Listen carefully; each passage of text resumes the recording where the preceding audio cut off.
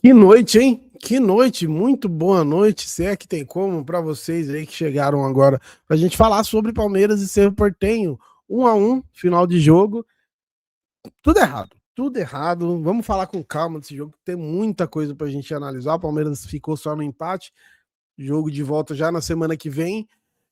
E ainda tem um jogo contra o Fluminense nesse meio de semana. Uma coisa muito parecida com o Fluminense ficou no 0-0, né? Empatou em casa, decide fora. Então os dois têm o mesmo problema. A única diferença é que o Fluminense joga na terça que vem. Então o Fluminense vai ter um dia mesmo para descansar. Talvez nisso o Fluminense, por causa disso, o Fluminense poupe mais que a gente no jogo, tá? Mas isso é outro assunto que a gente vai falar ao longo aí dos dias. Mas, cara, falando primeiro aí mano, não sei nem por onde começar. Primeiro, vamos falar do primeiro tempo. Palmeiras, com a mesma dificuldade, rodando bola, girando, girando e não conseguindo fazer o gol, não conseguindo sequer finalizar com muita qualidade. As finalizações que tiveram, ou foi em cima do goleiro, aquele bate-rebate e tudo mais, não foi aquela jogada trabalhada, aquela jogada bem arrumada. Teve uma bem no começo com o Vitor Roque, mas de maneira geral foi um jogo quase que um bumba meu boi ali no primeiro tempo. O Palmeiras até controla bem o jogo, mas a gente sabe que não adianta controlar bem o jogo se não faz o gol. E aí tem uma escapada ali, né? Uma falha no Murilo, que dá o lance que o Cerro quase faz o gol. E eles pedem um pênalti, mas depois a gente viu no replay que o cara pisou na perna do Carlos Miguel, né? Não foi nada mesmo o lance, ainda bem. Então o Palmeiras pelo menos não saiu atrás cedo, o que poderia ter dificultado tudo muito mais ainda.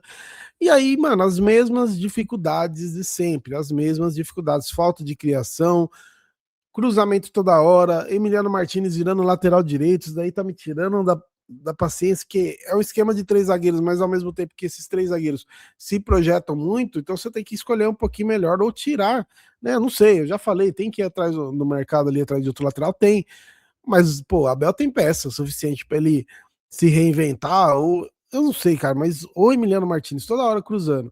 É a mesma coisa se já estivesse jogando, cara. É a mesma dificuldade, é a mesma dificuldade. O Cerro Porteño muito confortável no jogo, assim como esteve em outros momentos com o Palmeiras, nos dois jogos do primeiro turno, marcando muito bem e escolhendo. Só que, claro, os caras sabem como que funciona a arbitragem, então não tem como ignorar. A arbitragem hoje foi horrível. Mas é isso que eu falo. Quando a gente fala de arbitragem aqui, tanto aqui nos vídeos, quanto no Reels lá no Insta, o pessoal já fala, pô, vai falar de arbitragem, mas o time jogou mal. Fala do time que jogou mal. O time jogar mal não significa que a arbitragem para fazer o que fez, tá? Então, assim, o fato do time ter jogado mal alimenta ainda mais a necessidade de falar da arbitragem, por quê? O Palmeiras não pode ficar dependendo disso. O Palmeiras tem que ficar de olho nisso. Se você for jogar pro gasto, não vai resolver. Porque se você for jogar pro gasto uma hora ou outra, você vai ter um lance ali de um gol não validado, você vai ter um lance de uma expulsão errada, você vai ter alguma coisa. Então não dá para jogar pro gasto. Precisa melhorar exatamente por causa da arbitragem. Por quê? O jogador do Cerro era para ter sido expulso na entrada do Vitor Roque, mas assim, tranquilamente, a expulsão direta para mim ali. O cara tem. Só fala de ponto de contato, o cara bate no meio da perna do Vitor Roque, né? Não foi uma solada, mas foi um pontapé. Você vê que claramente o cara ele faz até o gatilho ali para dar um pontapé, né? Então, assim, era expulsão, tá? Expulsão direta. E aí o que piora tudo é o fato dele ter expulsado o Andrés Pereira num lance que eu nem tenho aqui para mostrar para vocês. Eu nem tenho aqui para mostrar o print, né? Eu costumo colocar o print e tudo mais. Eu nem tenho, porque não nem reprisou, né? Reprisou de longe, mas pô, de longe você não via nada. Então, assim, realmente o time muito mal e a arbitragem muito mal. Então, assim, o jogo de volta vai ser pior. O jogo de volta vai ser pior nesse quesito, tá? Dito, falado sobre a arbitragem, voltando sobre o Palmeiras, e aí a gente vai cair no fator Flaco Lopes, né? Flaco Lopes é o principal jogador da temporada, ainda bem que ficou, fez o gol, tava buscando ali, acabou fazendo o gol, deu certo para ele. O Murilo, que estava muito mal no jogo, faz uma boa jogada até ali o gol do Flaco Lopes. O Murilo tinha errado no gol que foi anulado do Cerro, e ainda bem que o cara tava à frente ali, né? Porque foi uma lambança. Sabe, quem joga videogame sabe. O handicap aí no FIFA, no PES, chega no final do jogo, começa o seu jogador, você tá com o controle, mas parece que você não consegue, parece que todo mundo começa a fazer tudo errado. Parecia isso, cara. Parecia isso. Ainda bem que tava impedido e foi anulado, né?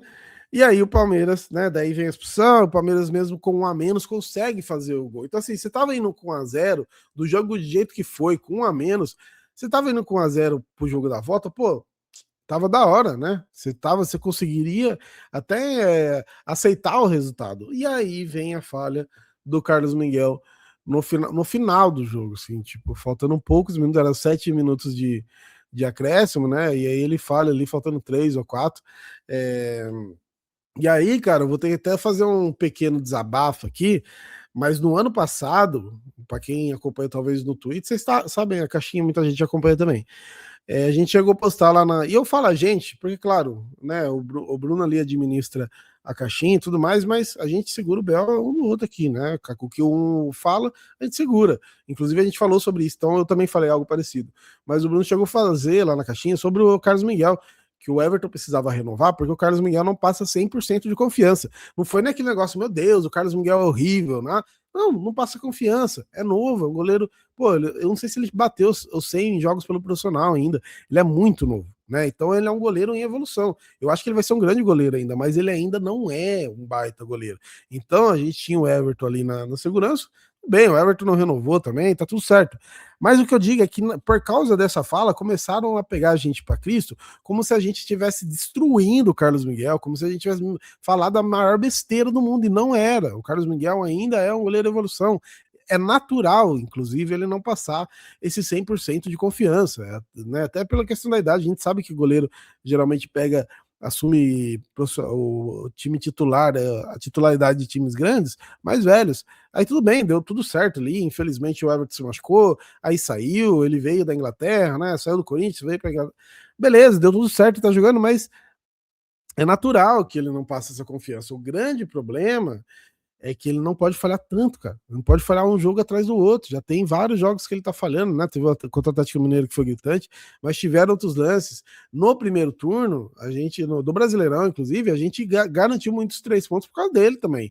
Tem muito 3 pontos na conta dele. Mas hoje, assim como foi contra o Galo, também tá na conta dele, né? Ou, no caso de hoje, a não vitória, né? O empate. Então, assim, quando eu falo sobre mencionando essa fala nossa do ano passado, é porque o pessoal precisa parar de tratar assim, como se não pudesse falar nada, tá ligado? Porque o que pegou muito mal é porque a galera tava achando que, pô, tá defendendo o Everton. Mano, não é que é defendendo o Everton. O Everton, mesmo que teve suas falhas também, teve falha em Mundial, o Everton, ele poderia estar aqui ainda, talvez, para ajudar nessa transição. A transição do Carlos Miguel foi muito rápida, então ele assume uma responsabilidade muito grande e não vai sair agora, nem é para sair. Ele vai ficar, ele que se recupere rapidamente, tá ligado? Não tô nem falando. E não é para queimar o jogador quando você critica, quando você faz um apontamento aí de uma dificuldade do cara, você tá falando só o que você tá enxergando ali do futebol, não tô queimando, cara. Inclusive, eu espero de fato que ele se recupere no próximo jogo. Contra o Fluminense, eu quero voltar aqui, ó. Fizemos 3 pontos, porque o Carlos Miguel salvou tal bola, tá ligado? Por mim, que ele seja goleiro do Palmeiras por anos. Ele tem 5 anos de contrato, sabe? Então a gente sabe que o goleiro fica bastante tempo, mas hoje, infelizmente, ele não passa 100% de confiança e hoje tá na conta dele de novo, né? Uma falha bizarra, bola devagar, passa por baixo do sovaco dele mesmo, aqui assim, né? Então é muito complicado, cara. É muito complicado quando tem lances e falhas, a gente toma muito cuidado para não criticar o jogador individualmente, exatamente porque a galera distorce muito.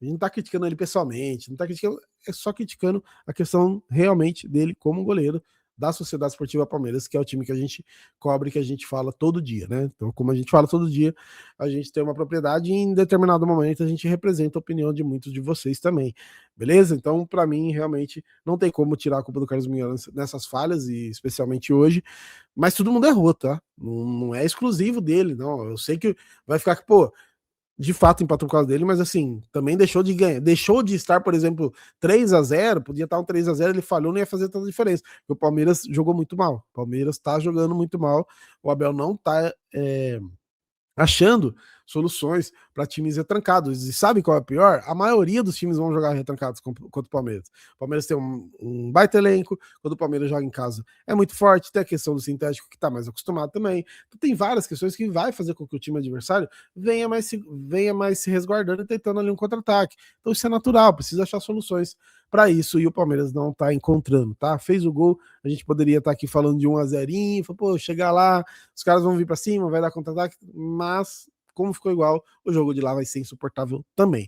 Acho que o Palmeiras tem extremas condições de passar do Cerro Porteño, tá? Eu tenho certeza disso, que o Palmeiras pode passar. Não tenho certeza que vai passar, tenho certeza que pode passar. Mas se vai ou não, vai depender, claro, do Palmeiras, vai depender dos caras jogarem. E aí, nesse meio tempo, como eu comecei falando, a gente tem aí no jogo de Brasileirão, que é muito importante, muito pesado. Então é uma sequência muito complicada. Agora tem Flamengo e Cruzeiro, isso também pode interferir, né, na questão Brasileirão. Vamos ver quem vence esse primeiro jogo, para ver também se o Flamengo, por exemplo, poupa no final de semana e tudo mais. E aí, claro, muda muita coisa. Beleza? Deixa seu like no canal, sua inscrição, muito importante. Difícil, mas obrigado para você que chegou até aqui no vídeo, tá? Tamo junto.